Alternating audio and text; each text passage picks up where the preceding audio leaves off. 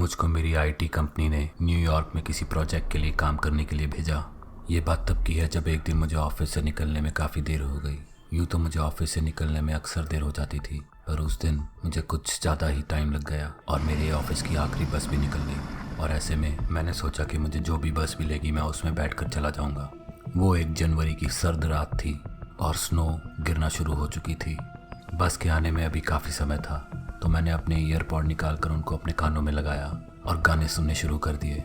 लगभग आधा घंटा गुजर चुका था। सर्दी बढ़ती ही जा रही थी और मुझे सड़क पर दूर दूर तक कोई नज़र भी नहीं आ रहा था। तभी मैंने अपनी नज़रें घुमाई और कुछ अजीब सा देखा।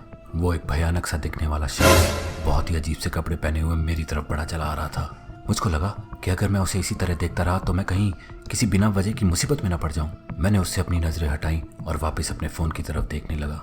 वो आदमी बस स्टॉप के दूसरे कोने पर आकर बैठ गया और मेरी तरफ घूर घूर कर देखने लगा। उसको देखकर मुझे बहुत ही अजीब सी फीलिंग आ रही थी। मुझे लगा या तो ये बहुत ज़्यादा पिए हुए है या बहुत सारी चरस फूके हुए है। उसने अपनी चुप्पी तोड़ी और मुझसे पूछा, बस कब आएगी? मैंने अपने ईयरफोन हटाए और बोला, लगता है स्नो की वजह से बस थोड़ी देर से आएगी। वो थोड़ी देर तक मुझे ऐसे ही घूरता रहा और फिर कुछ बड़बड़ाने लग गया, जैसे कोई मंत्र सा फूक रहा हो। मैं थोड़ा घबरा गया और ऐसे नाटक करने लगा जैसे मैं अपने फ़ोन में बहुत ज़्यादा बिजी हूँ। थोड़ी देर के बाद मैंने वापस से अपनी नज़रें उठाकर देखा तो मैं हैरान रह गया। वो आदमी मेरी तरफ खिसका चला आ रहा था। मैंने उसकी तरफ देखा और पूछा, आप ठीक तो है ना? वो अपनी बड़ी और डरावनी आंखों से मुझे और भी ज़्यादा घूरने लगा। उसने अपनी बाहें फैलाई और मेरी तरफ आगे बढ़ना शुरू कर दिया। मैं अपने बैग की तरफ लपका, उसे उठाया और मैं वहाँ से तुरंत भाग निकला और वो आदमी वहीं पर सड़क पर गिर गया। मैं जितनी तेज़ भाग सकता था उतनी तेज़ भागा। मैंने एक बार भी पीछे पलट कर नहीं देखा।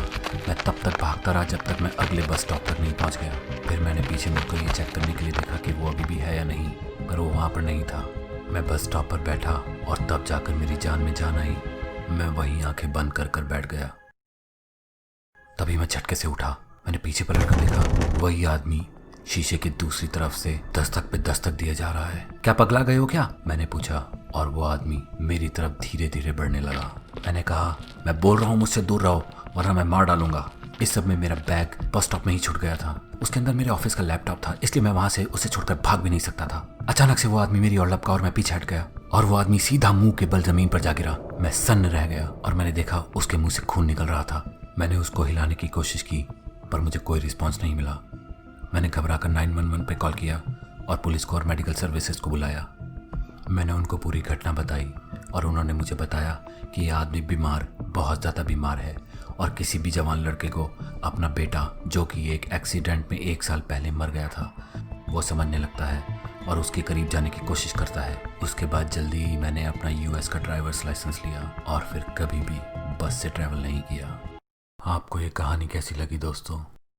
अगर पसंद आई है तो प्लीज़ इस चैनल को सब्सक्राइब ज़रूर करें।